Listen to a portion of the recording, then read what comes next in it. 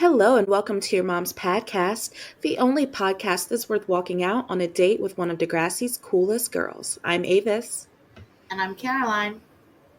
And today we are discussing Degrassi Season 3, Episode 19, It's Raining Men. Roses are red. Marco's scared of bees. JT requests, you knock it all up in his fries, please. With some help... With some helpful meddling from Spinner, Marco and Dylan are finally going out on their first date. While nobody gets shit on in a literal sense, their date may knock Emma and Sean out of the worst first date spot. Between a fashion faux pas, a phobia, and a chance encounter with Mr. and Mrs. Del Rossi, Marco's not sure Dylan will ever want to speak to him again. Over in grade 9, JT has somehow landed a commercial and invites a bunch of strangers and a handful of friends to watch it over at Toby's house. The commercial is dorky as hell and does not go over the way JT had dreamed. But hey, at least he can use his new outcast status to get closer to Manny. You did it. I did it! Louis Simos, we did it! Isn't that how Dora the Explorer goes? Something like that. Dora was not really in my circle of things. Media. No, I used to my little god sister was obsessed with Dora the Explorer and Boots in particular. She loved Boots. But yeah, no, this episode happens. It's a thing, isn't it? This episode does happen. Okay, let's knock off the B plot first. The B plot, I think, is more important than I had thought it was going in because it does lay the groundwork. Because we're at the end of season 4. Or the end of season 3, sorry. I know what times are.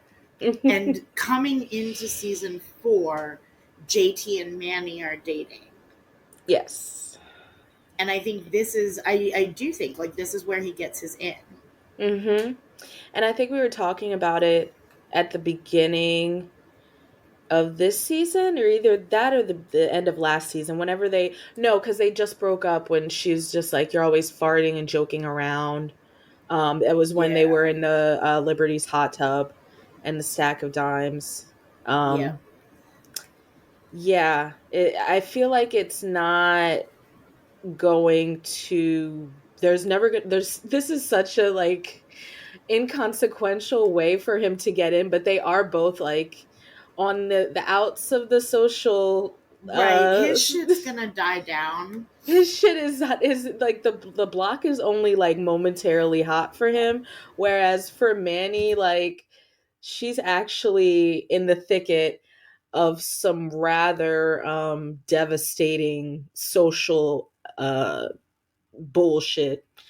Like she's been going through it, and the fact that people are just going to and I mean I think that she's coming out of it because it's still like, at least for like this week, everybody's going to be pointing and laughing at JT when he walks down the halls, and so he knows what she's going through. I mean, he doesn't, but you know what I mean, like he knows what it is to like walk the halls that way now, and I think that's what they bond on. Yeah. Oh, yeah, totally. And I mean, I don't think that he would have he's always been like a dork, but I don't think he would have done anything to this extent that would have gotten him on par anywhere near with what Manny's going through. No. But that he does know that experience. I think they bond over that. I did love that scene at the end when they're walking into the school and she's like jumping on him. It's cute. I don't know why I forget that like It's not that they're not cute. I just don't think that they were ever like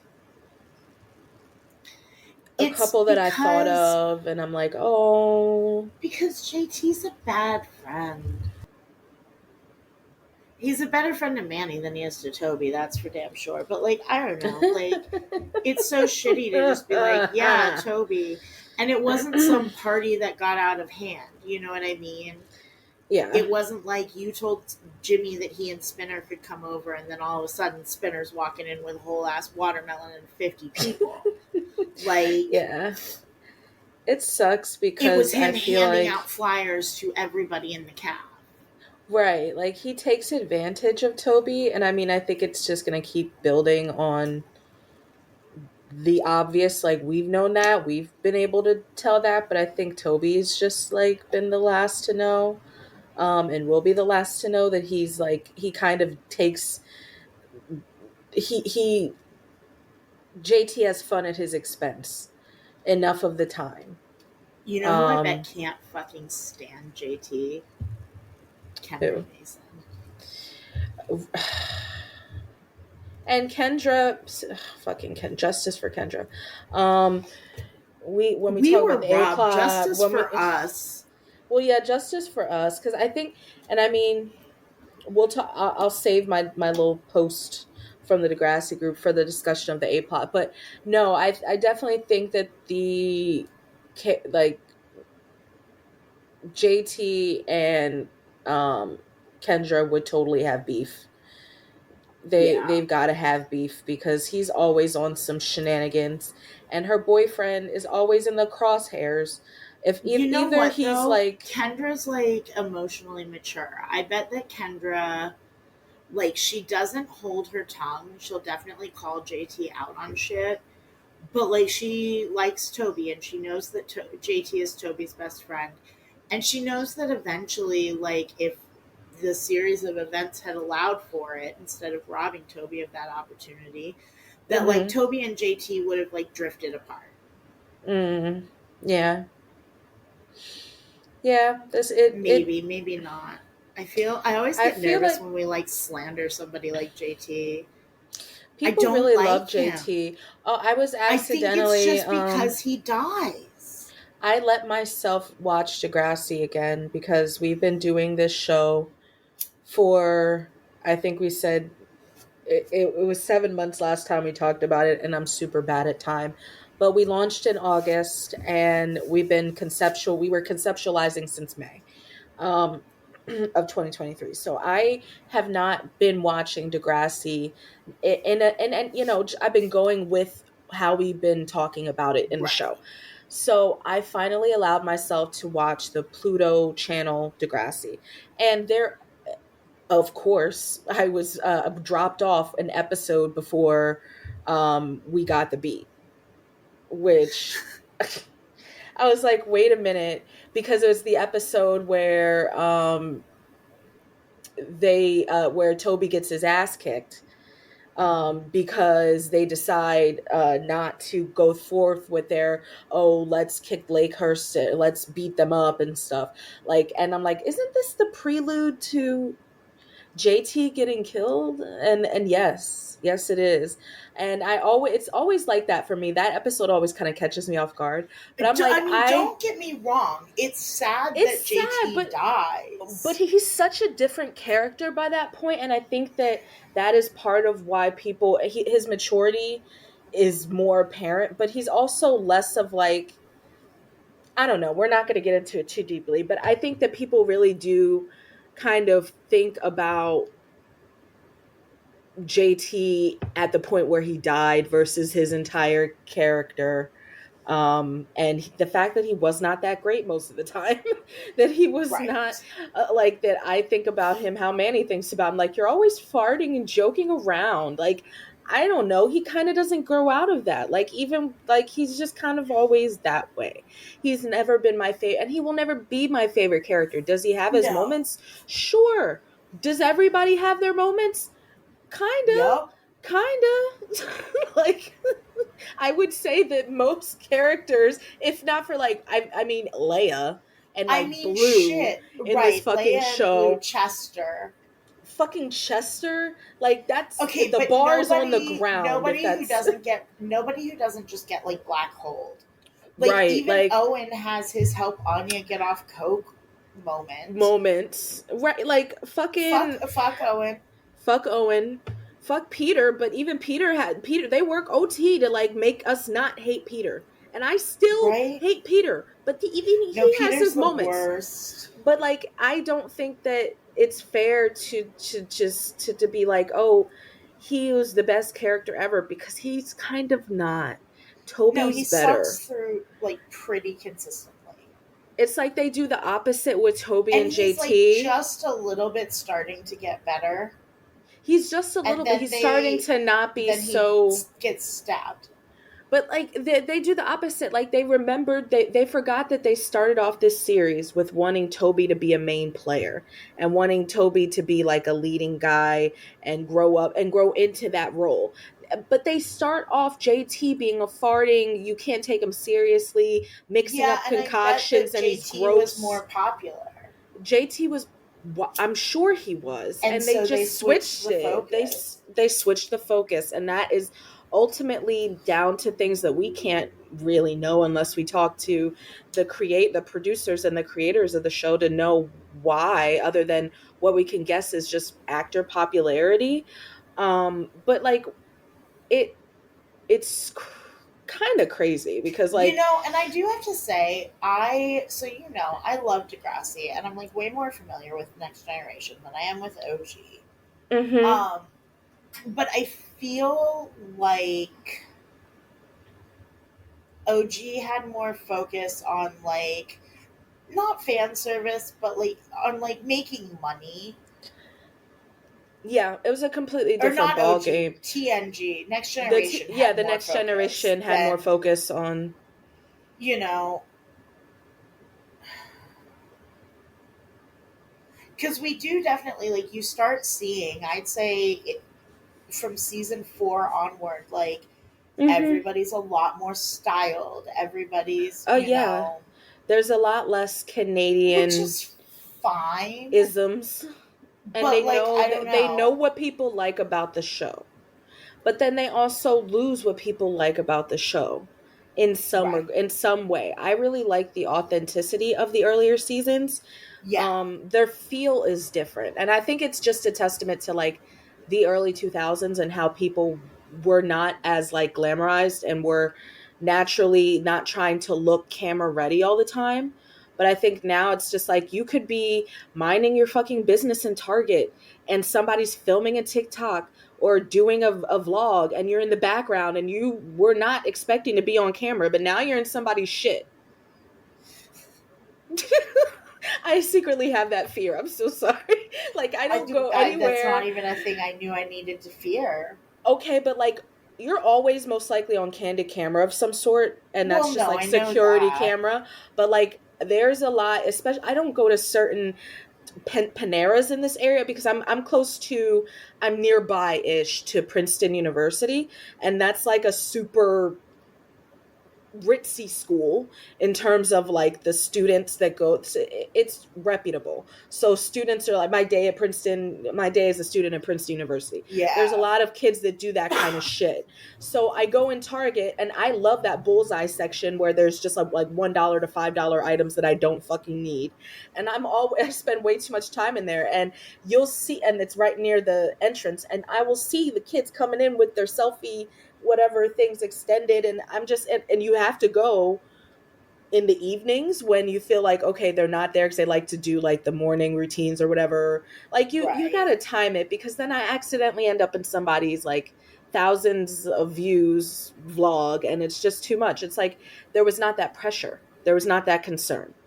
You're not Right. going to be captured in a video against your will, so whatever the fuck, who cares if your hair isn't perfect, who cares if you didn't iron your shirt. I have not ironed things in like 15 years. Like, I but don't maybe even that's own just an me. iron. I probably should, but I don't. Where am I going to put it, Avis? I don't have fucking room for that. Fucking Christ.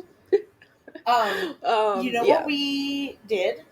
we got off topic, but We we lost the always, plot. We but lost the no, plot a little bit. I think we were just saying about. But no, JT's a shitty friend, and like, yeah, he's being nice to Manny, and Mm-hmm. I'm glad that Manny has somebody to lean on because she and Emma aren't talking. Mm-hmm. But like,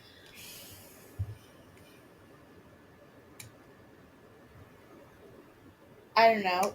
It's ultimately just because he wants to date her, right? Like, I mean, he's pretty damn transparent. Yes, that's the only and like, I reason. know they have history of like they were friends long before JT was thinking about her like that, and like, I'm sure that some of that is still genuinely there. However, um, The motivation has ultimately the changed. motivations are romantic in nature. Yeah, no, like I okay, it's like I believe that if JT was not romantically interested in Manny, he would still be wanting to support her through this trying time. Yeah. And I think that's one of the things that I admire about JT is that he the maturity level that he is able to accomplish by this point, he is even able to be friends with Liberty, and Right. have that sort of positive friendship with her. I don't think that he should be patted on the back for that. He deserves a cookie for that.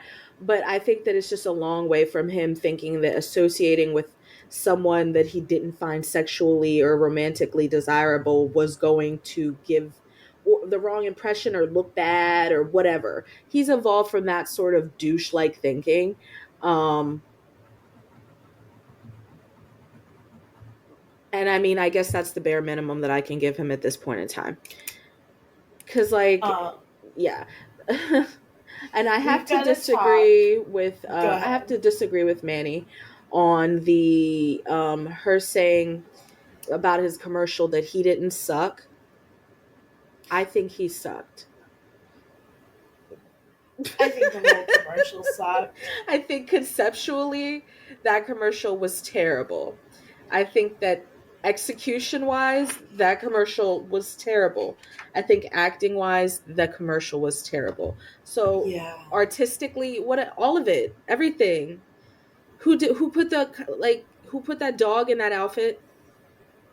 Right. Who thought that they needed to match? I mean, I don't know though, babe. It was the early 2000s, and like, I but like and there was you some weird don't shit on remember TV. the like Those the those little weird Quiznos representation of, things, oh my, yeah, okay, no, those no, no, little that's weird that's ass later, that's nightmare later, those things fuel. were fucking weird. Those I things forget though. scared the fuck out of me, but I also like the Gremlins wanted one. Um I still get those songs stuck in my head, but no, I'm talking about like commercials for like kids and tweens there in was a like the yeah. early 2000s was Mhm. a lot of that, like, There was wackiness. There was zaniness. Like there was a lot I think it was more like wiki wackiness. for the shizzle, for whatever, all of that. Well, so no, the commercial makes sense for the time. Like, do I It makes like it? sense. No. But No, I I just think don't that like it. but I think that it is, conceptually at least, it makes sense to me. It makes sense. Given, I just don't like it. yeah, no, and that's different. But no, it definitely makes sense. I think that it just It's a wasn't. weird choice of dog, Mm, but I guess I'm glad they didn't do like a pit bull. yeah. They should have done like a Shih Tzu. It. Oh my gosh, it's just not the thing that I think about when I think about seasoned fries. No, no, not at all. I just don't. I mean, yeah, But it is kind of catchy. Don't get all up in my fries, dog. yeah, it's really catchy for making fun of JT. Hmm. It is. Um, yeah, no, that's literally the B plot's point is just to let us know that JT and Manny are they're mending fences and And that we're JT is a big ass nerd. Yeah, and we're in for some trouble. with Him with that fucking cardboard cutout. Oh. But that would be something that after a certain point you should hide.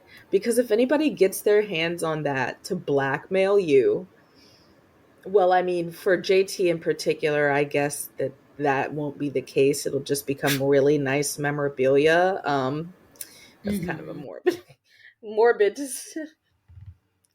But in any other case, that would not see the light of that'd be like hidden in someone's fucking crawl space or something. Covered in Right, your plastic mom wrap. won't let you destroy it. Oh, you're like, okay, plastic wrap it, put it in a vacuum seal bag, whatever you gotta do, just fucking don't let it see the light of day. And I'm serious. And I'm serious. You know, I'm trying to make a podcast career. Like, if that shit sees the light of day and people know I'm not a pasta, then people know my real identity. Once you make it big, though, people are gonna be glad you had I'm just gonna get one of those pasta heads. Are we just gonna get like masks to wear to the con? Yeah. I think that's a horrible idea. I really do too, because my hair, respectfully, I would love to not do that. I run too hot for that. I know, it'd be so awful in there. Just the head, like the sweat running down the neck. Oh gosh, stop. Sounds gross. Can we talk about the A plot, which is slightly more engaging than the B plot? Is it really? No, yeah, I'm joking. Yeah, it is. I mean, I think we get interesting stuff. We do. I actually really love most of this. We're at the end of the season. A lot of what they're doing now, they're tying up loose ends and they're setting up stories for next season. The relationship that I should be really excited about in this episode is not the relationship that I am really excited about in this episode. What's the relationship you should be really excited about? Dylan and Marco. You should be. I mean, I feel like you're supposed to be like, yay, they're together. I'm so happy. But I'm actually really happy that Spinner and Marco are at this point where he can like run to him with an arm full of clothes and be like, my notes, fashion over emergency. And over again. I love it. I love them together. They are my favorite. Yeah, no, I hold on a second. Because I want to tell you my Spinner notes. Wait, why is this zombie shark? It's not supposed to be zombie shark. What the fuck? Go listen to our Degrassi Film Club on Zombie Shark, available on our Patreon. Okay, here we go. My first one is, fun. Spinner is still casually homophobic. And then when they're doing... No, it's before. It's when Spinner fucking intervenes with Marco and Dylan. Yeah. And I'm like, Spinner's got a lot to unlearn, but his heart is good. Then when he's helping Marco pick out an outfit, fucking Spinner, I love him so much. And he let Dylan pick Marco up at his house. He did. It was giving the first date that Craig and Manny had, because similarly Manny got dressed at Emma's house and Craig came to pick her up. I'm just there were a lot of parallels. Okay, so I love Spinner and Marco in this. It's the best relationship. It is the best relationship, though. Like, literally, I mean, Dylan and Marco feel like an after kind of... It's like a cherry on top of a sundae, but it's like, I'm going to devour the sundae. And then, like, it's just a compliment to me to have that little tangy, zingy cherry on top. Spinner could be doing better, but also, like, I don't know. I think but you can tell how he's come so far. He's come so far. The hatred is gone. The casual homophobia is not. No, the casual homophobia is not. But I also think that some of that is like the time. Well, some of it is the time, and that some of it it's not. It's like it's how you make fun of your friends when you're a teenager. Yeah, I think so too. I think there's like any sort of like ill will or like even like real like full-hearted teasing is gone. Like he's really just making very Right. light jabs The at him. same ribs he'd be making at Jimmy, but Jimmy dates girls, so he's got to Mhm. amend it. It's like I can't think of a scenario now, but I'm sure there are plenty of scenarios wherein you could say something or ask me something, and I could jokingly answer like, "I don't know, Avis, I'm not a lesbian," and it Mhm. wouldn't be like it would be an appropriate response for the situation. Right. Yeah, Tell me no, if I'm even wrong, because your face got kind of. no, Because you're I not won't wrong. call you a lesbian if you don't want. I am a lesbian. You can call me that. A But dollar no, bean. but I was just thinking that like even when Spinner's saying like I want to help you and Marco's like why? He's like I'm your friend, does it matter? Like like Right. Right. he's No. so like I have gotten over your gay thing. That is old news. Like now what are we going to do about you getting a boyfriend because you clearly like this guy? Like I just Right. he's like, "Hey dude, I like you, you like me. Let's go." Oh Um, my gosh, he's funny. I will say I don't hate early Marco and Dylan. Oh, but you just know what they become. But no, I do not hate early Marco and Dylan. I think that they've always had great chemistry. The Mhm. actors have lovely chemistry. I think that they look good Well, together, and I mean that they're and cute. Like they even have a though good like dynamic. when Dylan is talking to Spinner and he's like, I don't think Marco's ready and like whatever, and like Mm-hmm. Marco is a little baby gay, and He Dylan's like, is. I He still see has that, braces. Oh, he's so and like cute. I don't know. He's I feel small. like early Dylan I like. I think It that is, I the don't super love a senior dating a sophomore, but but I it's also, I've had I don't, it's not as it's different from a problematic as it senior could dating a be. freshman. I was gonna say that a senior dating a freshman to me is just gross. Even if you're 17, I Especially mean, if you're 17 and they're 15, which they most likely wouldn't be as a freshman, they would be 15 as a sophomore. 14. Because for Right. me, I was 13 until I was going into until the summer of my freshman year because I'm younger. I was Mm-hmm. younger than everybody. So you have kids that are not 14 until the end of the year if they're not, like I don't, it Right. just feels young. A 13-year-old dating an almost 18-year-old is that's too young. Even if you're 6 Right. months out, like that's young. But no, he's 15 dating a He's 15, he 17 year might be old. 16 He at might be this point. It's 16. the end of sophomore year. It's the end of Because sophomore most year. people turn 15 freshman year and 16 sophomore year. Mhm. I graduated So at 17. So yeah, I was so always we're yeah. we're looking at I mean we're looking at potentially 3 years and as little as 1 year. If Marco's a Mhm. 16-year-old sophomore and Dylan's a Mhm. 17-year-old senior who hasn't turned 18 yet, Right. I still don't love it. I think you're in different places. I don't I hate think it. and I I think don't like I don't especially think it makes Dylan predatory. I don't think it makes Dylan predatory. I just think that as Dylan has noticed, he has had more opportunities to have experiences. Like by the Mm-hmm. time Marco is in the same place the next year, or the 2 years from then, like it's a completely different ball game. Like Right. he's got so much more experience I than mean, he Marco's had as not a even fully sophomore. out yet. Exactly. There's just so much growing that happens between 16 and 18. Mm-hmm. Even 15 and 18 is like a 15-year-old and an 18-year-old have leagues of experience between them most likely. Um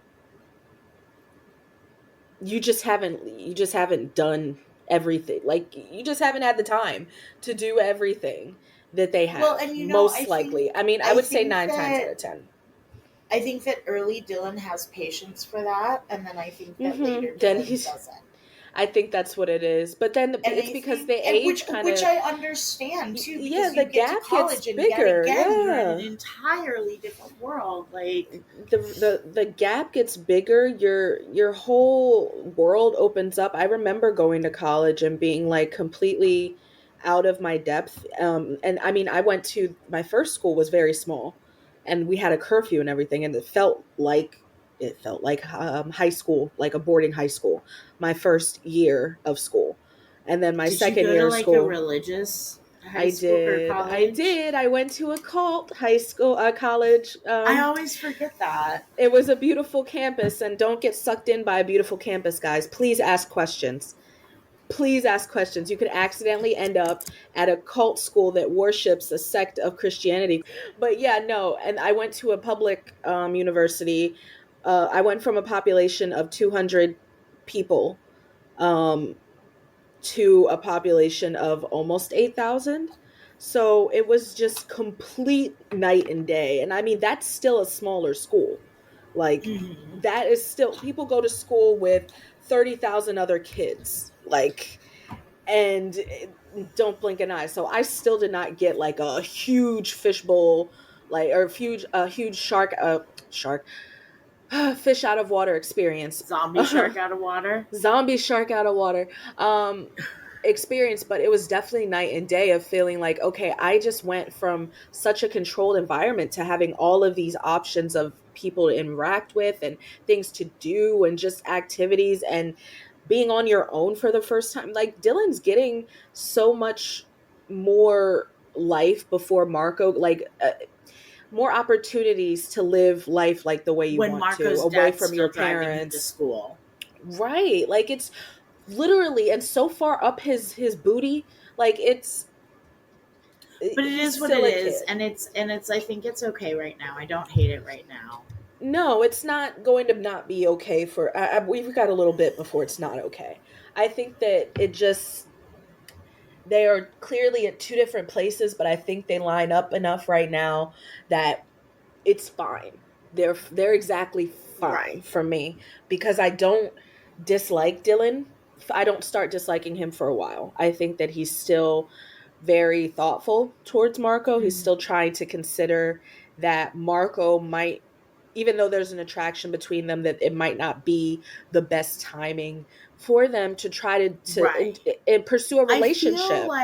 I feel like Dylan likes Marco and he like wants to be the right partner for Marco Hmm. and then doesn't can't or won't or doesn't admit it when it turns out that he can't. Hmm. And it's going to be sad to see. Um Yeah, and I mean, it's work anytime, and I really think, especially at this point in your life, when you're changing so rapidly. I mean, you change as an adult too once you get into your 20s, and I'm mhm. changing every day, obviously, but I really think that the way that your brain chemistry is set up at that time, you are just really rapidly developing your view of the world and opinions, just general opinions of things, and what you really like and what you don't like, who you like to hang out with, and just basic things that, those when those things are in flux that are so basic, being with someone is hard.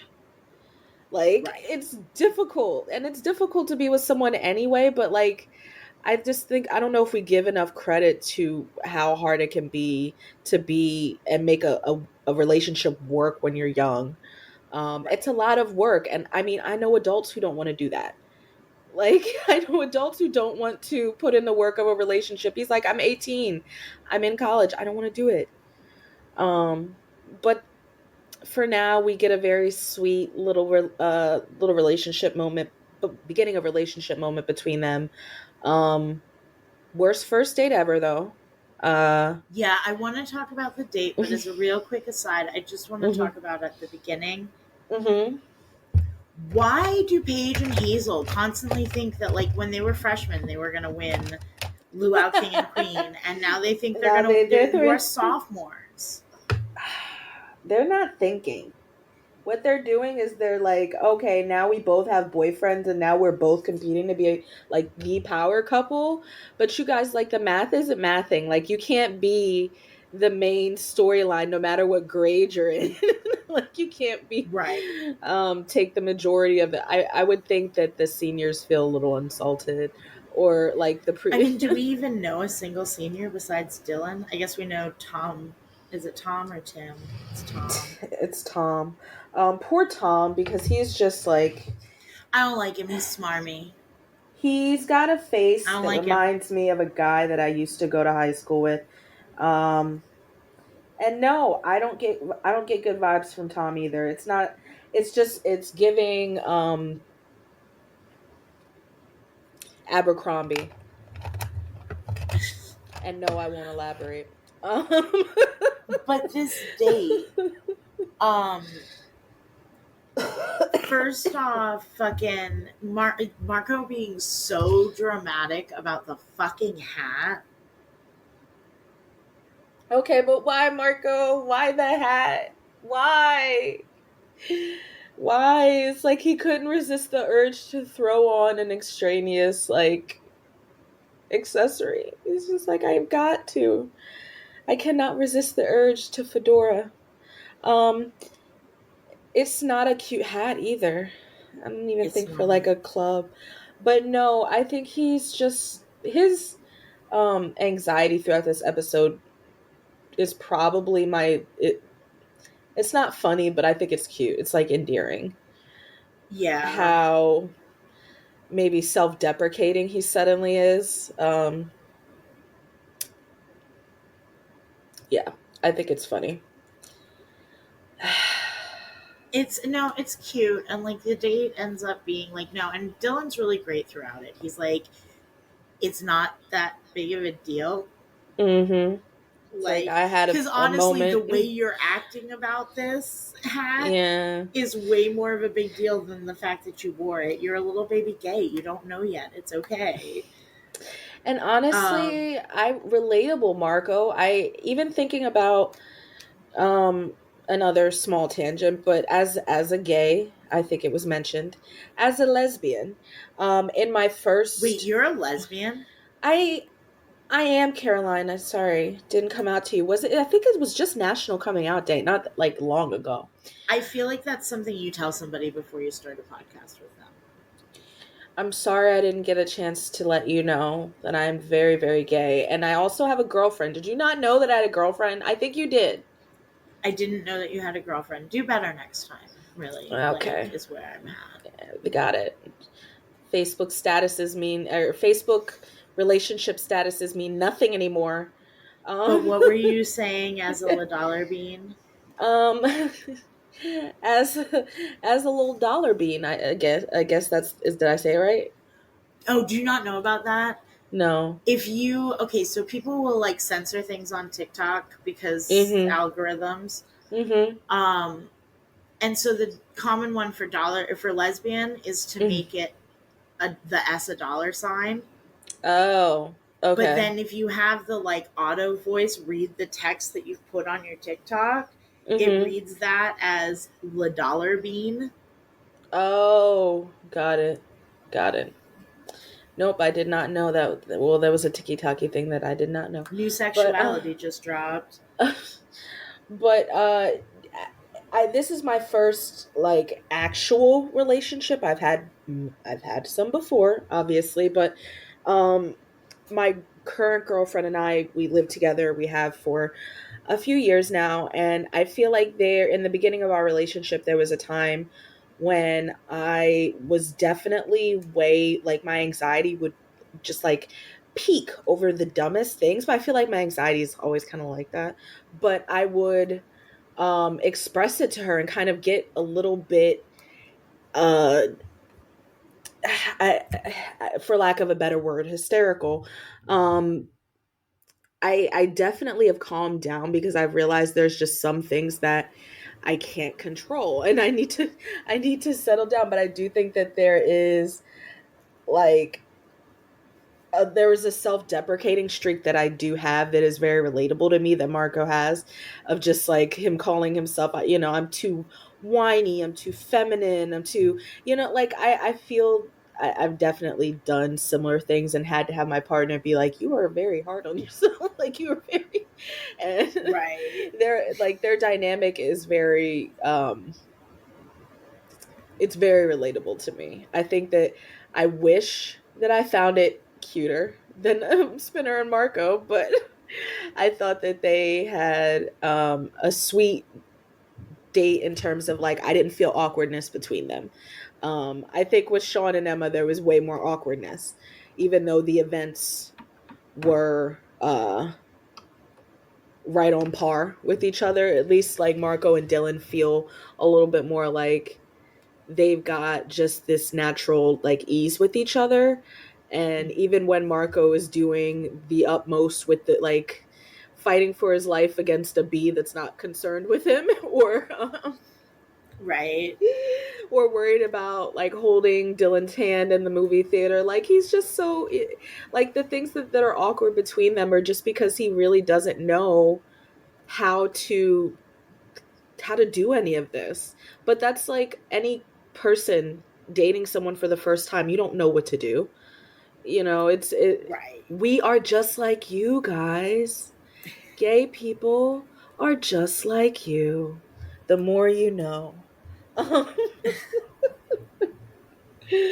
I think that's the real moral of the story is the gays that we're just like you that we found along the way. Yeah. Oh, this episode. This Um, episode, I feel like we've managed to talk a lot about things for I don't know an if it. episode this like lacking. Yeah. Well, That is there? dinner, Yeah, that yeah. dinner, It's it was really still rough. very much like you could say that shit, Yeah, you yeah. know. And I feel so okay. So I have to comment on this, and maybe this is just me watching Degrassi while I'm heavily high, but and that's completely possible. Just stop me if I'm doing too much. But the facial, like the face acting of uh the waiter when he comes over, he's like, do you guys need anything? And his little pause of him like looking like his sweeping look across the table like, I'm gay, and then he just walks away. And then when Mr. Del Rossi like is told to like, after he goes on his little bigoted little rant, and Miss Del Rossi tells him to like to chill the hell out, and and he looks around and he's like, I'm bigot. I feel like Mr. Del Rossi, it's like this like I don't even know if he's like I mean, we don't have enough. If you're just watching this episode, it's not, I don't know that you could call him 100% of course now, yes, but in the context of this show and this time, I don't know that you could call him okay, so here's the thing a is I think bigot. that it's there's a certain breed of bigotry Mm-hmm. where it's not even necessarily that like you really feel it in your heart but you're kind of dumb, and a lot of like Mm, there's a lot of clever quick bigoted things you can say, like yeah. it's Adam and Eve not Adam and Steve is not in any way shape or form a compelling argument. It's stupid as fuck, but you also can't tell me that the first time you heard it you weren't like, huh, that's kind of clever. Yeah. No, like people. Yeah, that's perfect. That's a perfect You know, example. it's like how He many, he it's just like the wanted my to help my say pronouns are kiss my ass or yeah, he just I'm an wanted to attack say helicopter. fruity boy. That's all. He just Right. wanted to say He fruity, heard fruity it boy and lip somewhere. He wrist. heard it on Yeah. fucking like Howard Stern or Rush Limbaugh or Oh whatever the my Canadian versions of that gosh. are. And he Burn it thought it was all. clever. And that's the thing is like I do genuinely feel like it's not okay. But I Right. do genuinely feel like there at least used to be a decent subset of people who were just like dumb, Mm-hmm. and bigoted viewpoints are easy to kind of make digestible and appealing and clever to people who don't want to put a lot of thought into things. Right. And like I think someone like Marco's dad is someone that like you could sit down with and take the time. It Yeah. would be really frustrating and nobody has to put in that emotional labor. But like I think while still not okay, there's a difference between that and Yeah, I mean, I also think that there's something to be said about the fact that they are a first generation immigrant family mm-hmm. and that there Yep. is kind of a desire to assimilate into American culture once you're here. And like I know that Canadian there's culture. sorry, we are not all Americans. America's not the only country. Yes, Canadian culture. There's a desire to just like homogenize yourself. And I don't think that that's anything like like I don't think that that's something that's wrong. I think that that's wanting to immerse yourself in the place you now live, but like it goes with the okay, I'm saying the popular quote unquote opinion, or maybe something I heard, or so like things that he picked up from it living in that environment that aren't necessarily his beliefs, that he's like, okay, this is how people talk here. Right. No, that's the thing. When your world is small, it's a lot easier to be a bigot, I think. Oh yeah, it is. Because one, you've got to fit in with the world you're in. Two, you're not exposed to things like no. And you're not forced to And it's interact with still not people who are okay. different from you. Like you're not forced to like that's why people say, oh, places like Japan and Sweden and South Korea are like very like cultures that take care of people. They have great social programs, and I'm like they're also extremely one like cultures that like look, they all look the same. There's a word for it, I forget what it is, mono something. They all look the same. There's not like a variation of people in most of Right. those countries, so you're not having people having to deal with minorities in large quantities.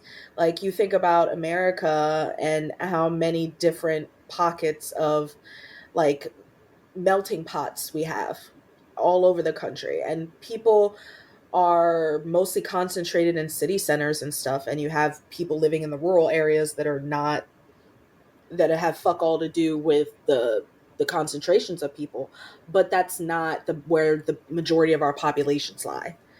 um Mm-hmm. I think it's definitely very easy to be just uh community minded, like wherever you are based, what is like the strong opinion you are kind of gonna be exposed to, and it's gonna be inundated into you like naturally. Like you are gonna have to do a Yeah. lot of critical thought, seek your own sources. And like when I live in a liberal center, you know, I have a lot of people around me that are liberal, and going against that and trying to be more conservative would be difficult. You know, like it is, Echo it's the chambers same, are you know. bad. Echo Hmm. chambers are bad Yeah. always. Right, right. No matter what they are, what side. Because being in a liberal echo chamber actually sucks sometimes too, because it disillusions you to what Right. other people are really thinking, outside of that Yeah, little no, bubble of the world. it's not an echo chamber is never good. You need opposing viewpoints. You need to Hmm. people need to be able to converse rationally with people they don't agree with. Hmm. And unfortunately that's really frustrating to do these days. It is, because people just want to do it on the internet, and they're like, okay, if I don't agree with you, fuck off. And I want to like find you and hunt you down and strike you down, basically, if I don't agree with you, which is like, that's not how that should work. You could just say good day to you and go like, I don't agree with Right. you, and Well, I and don't it's want not to. even that. It's like the way that like as soon as you are emotionally charged in something, like your ability to think rationally gets lower and lower. Like I remember trying to have this conversation with a guy on Twitter who it had started from him making a blanket statement that no matter what, it is always better to have the father in the home. Mm-hmm. And so I'm talking to him. We had like moved the discussion over to Messenger. We're like, took a minute, got acquainted, told each other about ourselves. Like, I'm sitting here having a real conversation with this guy. Mm-hmm. And I'm like, okay, so this is an absolute statement. And like, do you genuinely believe that it's better for the father to be in the home if, and I give a collection of things, abuse, infidelity, and I mention sexual abuse as well. And he immediately latches onto that and is saying that, like, I think fathers are all sexually abusing their children and why do I hate fathers and blah, blah, blah. And like all this shit. And I'm like, whoa, how did you get from there to here? Yeah. And then it was even like at one point, like I had, sent a source and I had read the statistic wrong. And I clarified that I had read the statistic wrong. And like throughout the conversation, he would keep coming back to that. And I'd be like, okay, and I clarified that. And this is where I am. I don't stand by that. I stand by this. Yeah. And like, we could not. Yeah. A lot of people can't have a conversation anymore. Yes. And it's really frustrating. Oh, yeah, that's a whole nother thing. To vote. Oh my gosh, that's a whole nother thing. But like, I completely agree with you. It's very disheartening. And it's fucking scary. Yeah. So there's that. But yeah, I feel like what else? Do we have anything else to say about this A plot? Is there anything else profound we can say other than I'm excited for the dance? I'm excited for the fucking dance to see them duke it out. But no, I did like that Dylan was like, I thought you were gonna like have an aneurysm, so I was saving you. I'm fine. Yeah. I've dealt with your dad 100,000 times. And we've heard worse. Right. He says too. So I feel like if you don't know the rest of what happens in that scene, it's just Marco. It's like 25 to 30 seconds of Marco's dad just being the literal worst. I mean, he says some things. They don't age well. They age like fucking ricotta cheese. But it's fine. You know what? That was the thing I wanted to say is I think Marco's mom knows. I think Marco's mom Marco's mom knows. Forever. The way she says Marco's mom's probably known since he was like 5. I know, right? She's just waiting for him to say something. The first time he helped her make pasta sauce. Oh my gosh. The way that she says spinner, it's so cute. I just want to hug her. I just want to hug her. She's so adorable. She's like, ooh, my baby's on a date with a tall little boy. Yeah. I will say though, I have a thing, and I think that it's, and not to briefly tangent before we hop on into our segments, but I feel like it's such a thing for MLM ships, masculine loves masculine ships to be like infantilized or like really grossly like women really like in droves are like obsessed with these ships. I'm thankful that I'm not obsessed with Dylan and Marco. However, I do think their height difference is adorable. I think they're a very cute couple. I think that they're aesthetically very cute together, side by side. But I also think the way that he like leans over him is so cute. He's so tall compared to Marco. If I were an Italian immigrant in Canada with a little gay son, and I happened upon my son on his secret first date with this Greek god or Ukrainian god of a child, I would be like, oh, that's cute. Way to go, son. Right? Like, nice. Yeah. Right? Same. Because Dylan is very cute. He's very, like, classic. He's like Adonis, like, you know, he's got that, like, those, Mm-hmm. Like, definitely. I would be proud of my daughter if that was her first boyfriend. I mean, not proud of, but I'd be like, good for you. Good for you. I'm glad you got a hot boyfriend. Not that I find him hot because he's a baby. He's a baby, but you can aesthetically please him. Like Pineapples. Yeah, I'll clean it. We'll clean it up. We'll It's think. we it gets awkward It's to so talk about weird to this talk show about. because it's like Oh, and right, I wanted to save the talk about Kendra for this part too. But no, there's always in the Degrassi group that I am an admin for. I think if you're a longtime listener of the show, I always feel like I have to set it up that I am an admin for the Degrassi group. It's 2024 and Degrassi's still in my mind on Facebook. And there's always a slew of posts about the attractiveness of characters. And where it gets weird is if the character is a baby, underage, which most of them are. right. There's only a brief time where they cover the kids in college. Most of the time, they are underage. Um, when they talk about the actors, it's less problematic, but it's also like, that's sketchy territory because you could easily go and start talking about Well, the character. I Where's the think it's line? I think it's weird too because like okay, if I were to watch a teen show today that I had never seen before at all, right? Mm-hmm. That also used age appropriate casting Yeah. because it gets so weird when you've got adults playing teenagers. But like if I were to watch like Girl Meets World, Mm-hmm. I would be like these are babies, Oh, they. because they are babies. And like I watch Degrassi now and I'm like babies, but then there is also the like I was a teenager watching this when it came out and I had my like and so Yes, it's not even it's that like a argument is a lot of what we see. like it's like okay, I could watch Girl Meets World and be like, "Oh, okay, I see this is supposed to be the cute boy." But I'm Mm-hmm. not going to be or the hot boy or whatever, but I'm not going to be like, "Oh, that little boy is hot." Mm-hmm. Whereas like now it's like I'm watching it through the lens of there was a time when I did think Dylan was hot because it was age appropriate for me to think Dylan To was hot. think right. And yeah, I think that's a lot of what, as my modmin team, that's what we struggle with, kind of policing is, or pineapples. I hate the word policing.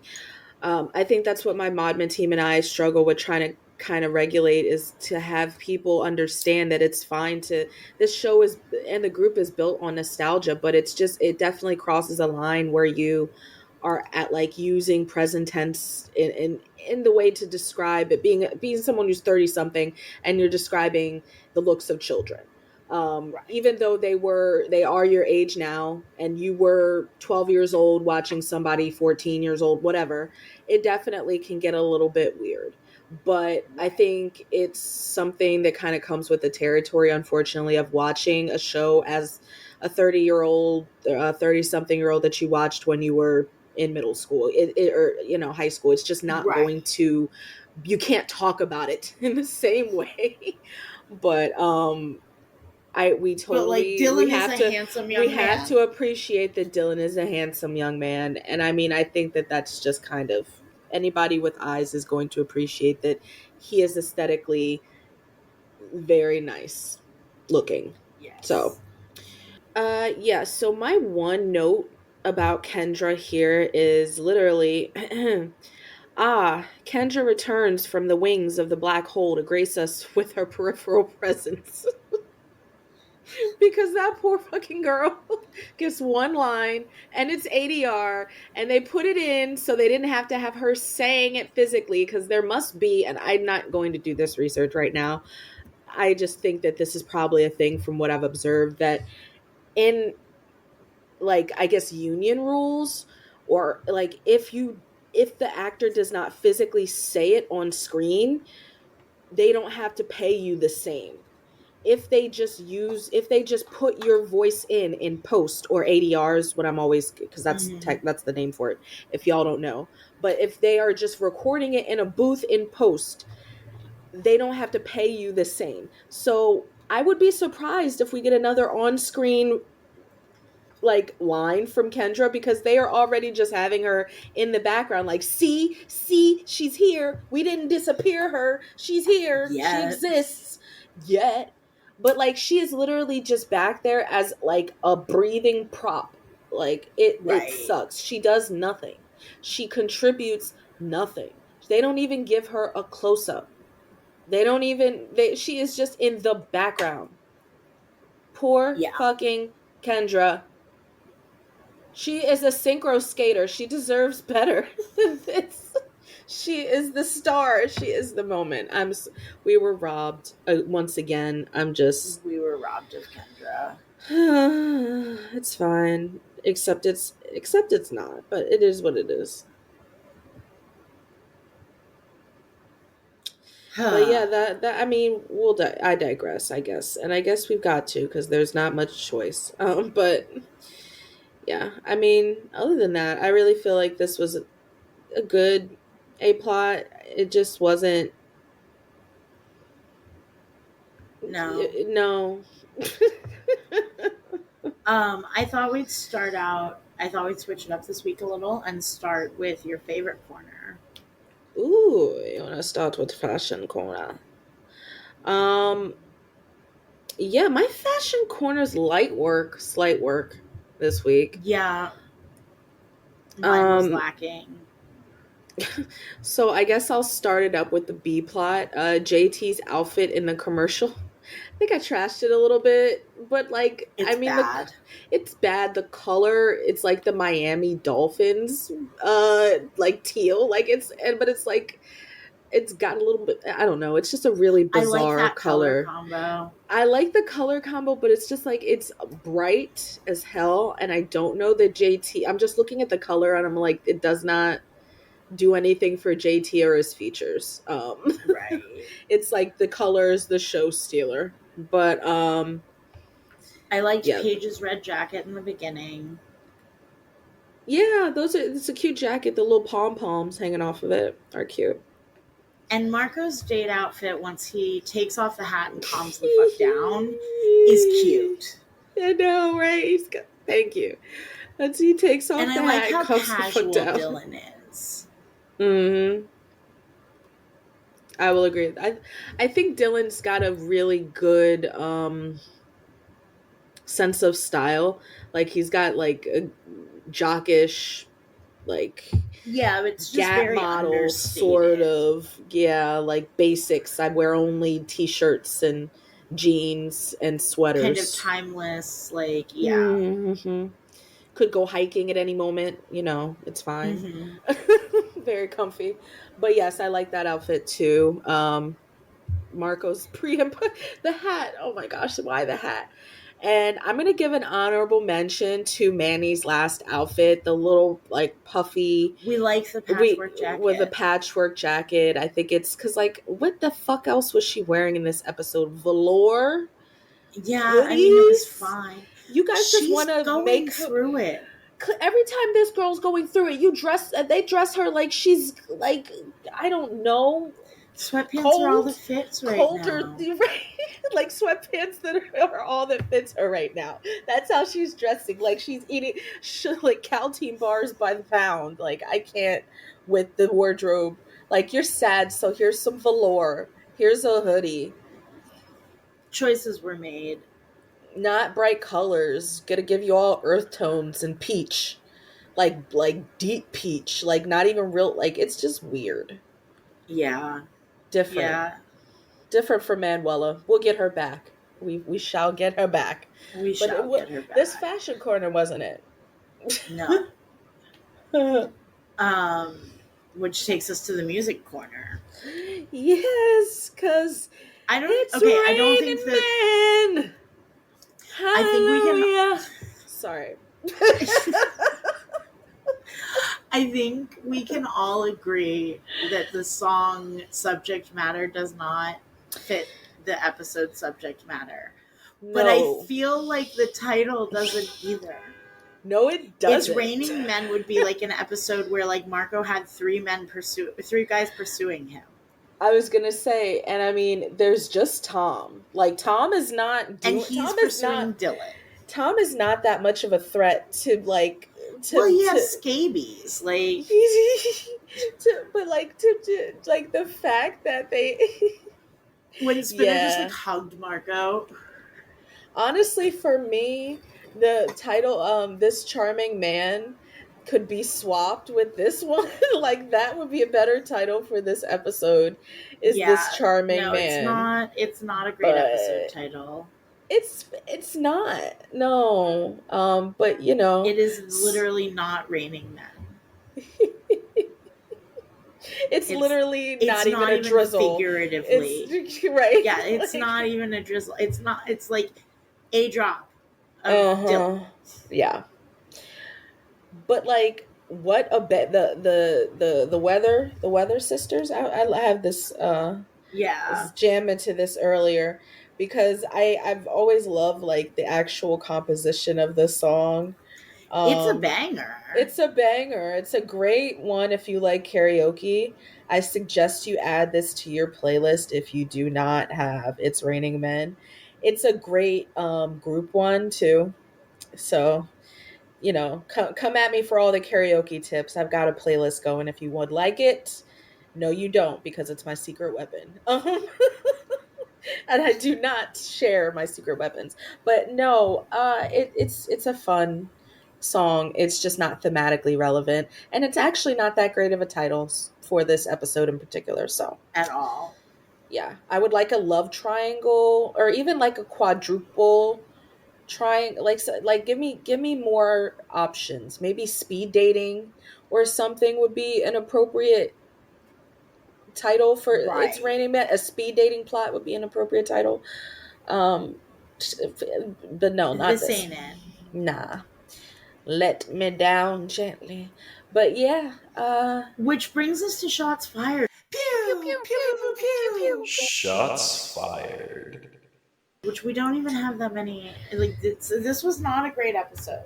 Oh, you don't have that many? I have I 14, mean, I girl. have. You have 14. I have I have 1, 2, 14. 3. I have 4.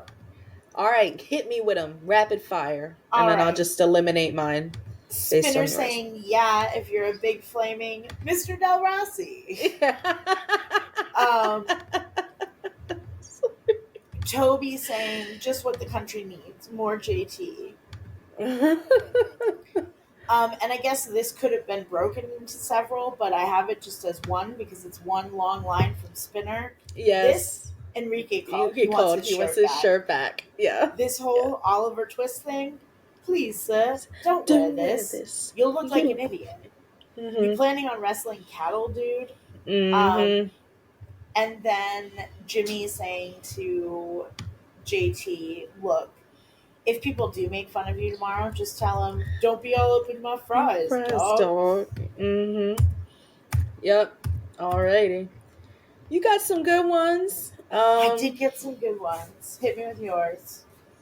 I have got Marco saying once Spinner approaches him and says, "Do you like Dylan or not?" Marco saying a little louder, Spin. "I think a few kids in the back didn't hear you." Spinner saying, "Speaking of bugs needing a smack, what's with Tom?" Spinner saying, "Okay, on the down low, dude's got scabies." Because, like, what did Tom do to deserve the slander? Dylan's saying, "What is this? Hug the homo day?"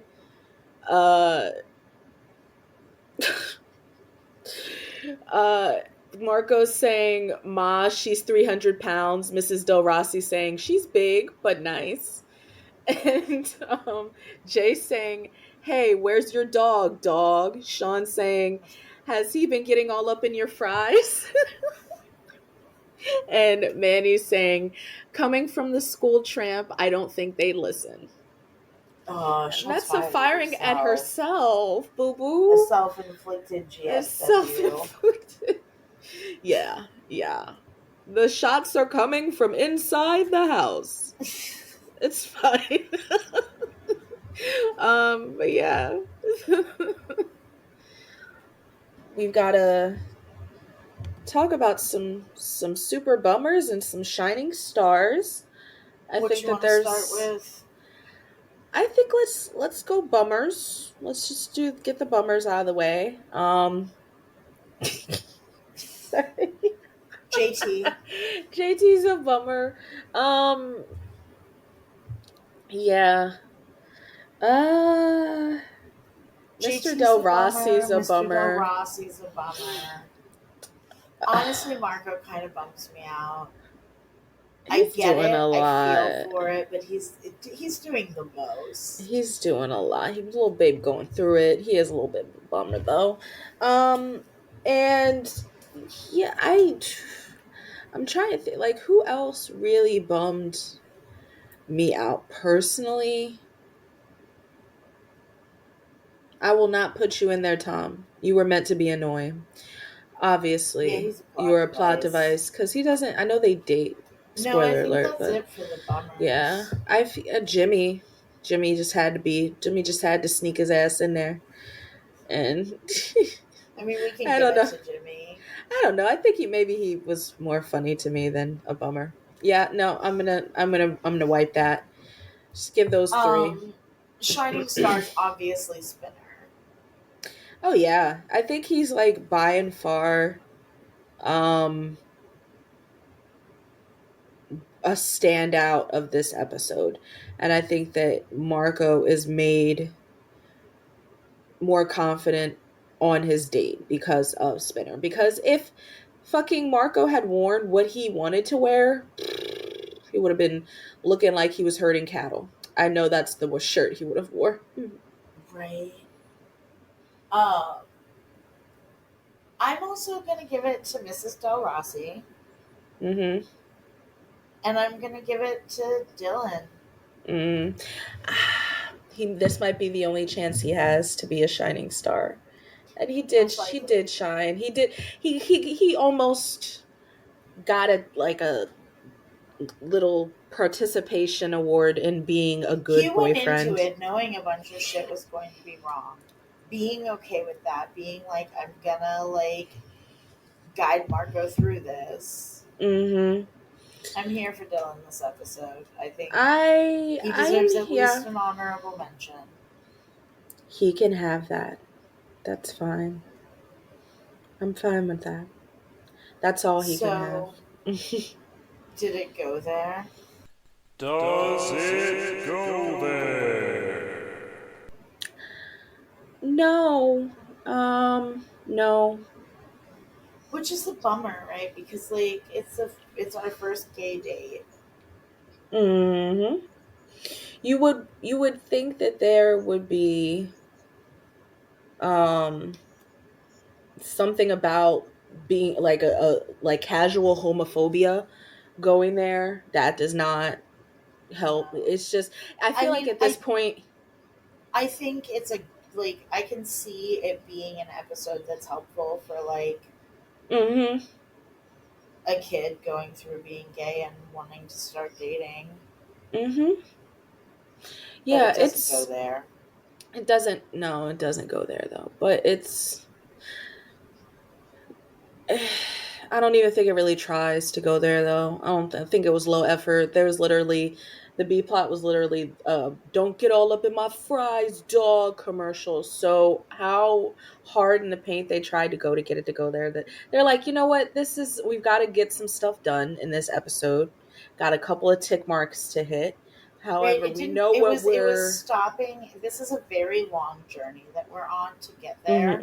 Mm-hmm. And so this episode is, stopping and filling up the tank. Maybe getting a car wash because you had to take a couple dirt roads. You need some snacks, stretch your legs. You're going to stop at the rest stop that's got a Bob's Big Boy. And sit down and relax. Let the kids run around a little bit. Mm-hmm.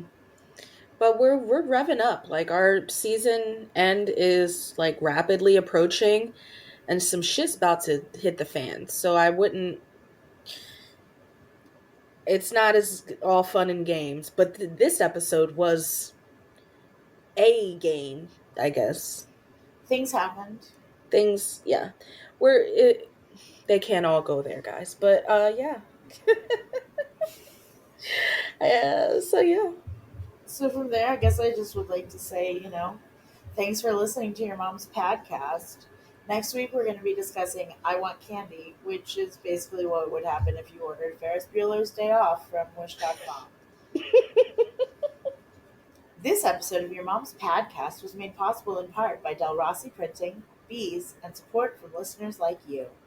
If you'd like to further support our show, you can find us on TikTok and Facebook as Your Mom's Padcast. We also have a Facebook group of the same name.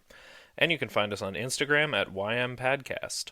Your Mom's Padcast is available on Spotify, Apple Podcasts, YouTube, or wherever you get your podcasts. Subscriptions and reviews are another great free way to support us. However, if you're interested in supporting us in not free ways, we have a lot of great bonus content on our Patreon, and some great merch at our shop, which can be found at your-moms-padcast-shop.fourthwall.com. And remember, that's Padcast. P-A-H-D-C-A-S-T. Thank you. And now we would like to take a moment to thank our Patreon subscribers. Octavia Faith, June Bard, Margot Mancini, and a special thanks to our Titty Snake producer, Alyka Fenderson. Thanks, guys. Thank you. Ew, I hate how I said thank you. Thank you.